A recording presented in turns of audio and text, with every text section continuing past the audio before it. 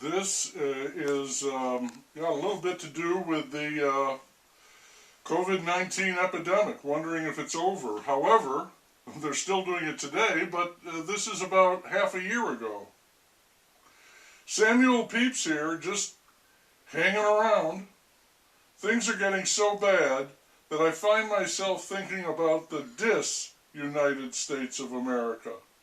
It's a very real possibility. The chief characteristic of the people in this country is their terrible disagreement. There is no longer a hope of reconciliation. Neighborhoods want to withdraw politically from cities. States are making plans to divide formally, legally. It's about breakup, not union. Meanwhile, our head cheerleader, the PM, is working on two fronts. One is the vaccines. He's Mr. Vaccine. The other is what he calls voter reform. He makes his voter reform sound like the modern equivalent of the Emancipation Proclamation. No surprise there. That's what the PM does. He ignores serious business and chases after frivolities. The shooting continues every day, not far away, in my city and all across the nation. It's amazing and it's chilling. As far as I can see, no one is doing anything about it, except respond to the call, pick up the bodies, file some paperwork. That's it. The PM is signing some emergency measures for gun control and slipping into Mr. Rogers mode as he begs us to love one another and stop this senseless shooting. He wants a beautiful day in the neighborhood. Here, part of the problem seems to stem from the last election. The Democrats won practically every race in the city. Their candidates for judge were elected over the Republican incumbents, and we went from over 170 years of experience on the bench to 3 years. These new judges see themselves as social activists. They will release an accused person on their own recognizance, even if they're up on felony charges. They call it bail reform. Sometimes the people released begin shooting almost immediately. The prosecutor, who was reelected, is very upset about this and wonders aloud in interviews if the new judges can see what is happening. According to him, this is one more reason, safety, why people who can leave the city are doing so. Once again, disunited. This, of course, is unofficial and completely speculative, but to me, in the course of my daily life, it feels like the epidemic is over. But the talk I hear is all about caution. There is concern about the percentage of people who have not been vaccinated. About 20% of medical workers have not been vaccinated.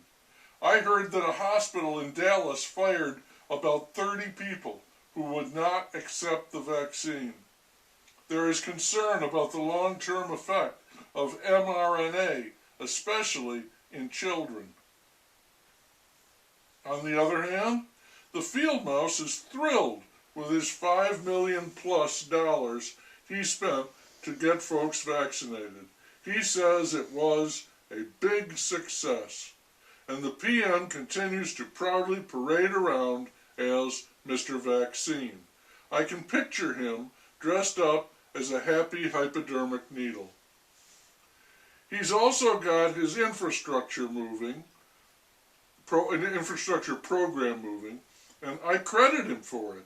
We badly need to repair all the damage time has done. But I also have to wonder how much of the money will go into the fix-ups and how much will be squandered on politically savvy maneuvers. Anytime great amounts of money are involved, you have to be suspicious. These people feather their own nests first, and they all have lovely nests. The cicada infestation is over. It really did not amount to much. For a time I was aware of it, but it was of little bother. It is very difficult to buy a new car right now. Dealer inventories are low or non-existent. Also, if you need a car repaired, there may be a long wait. That business is booming, but even there it's not smooth sailing. Some parts are very hard to find. You might have to wait for months. Also, help is hard to find. Good help, nearly impossible. Finally, I heard a man say a rental agency was charging $350 a day for a car, and a local racetrack is filled with Ford F-150 pickup trucks. They're waiting for computer chips. The local dog shelter usually charges $25 for a pet adoption. Right now they're saying that they will accept any amount due to severe overcrowding. Also, because of the Delta variant, a surge in cases has been reported in Missouri, and I was watching the sentencing hearing for Derek Chauvin in Minneapolis. What a strange case, and everyone in the courtroom was wearing a mask.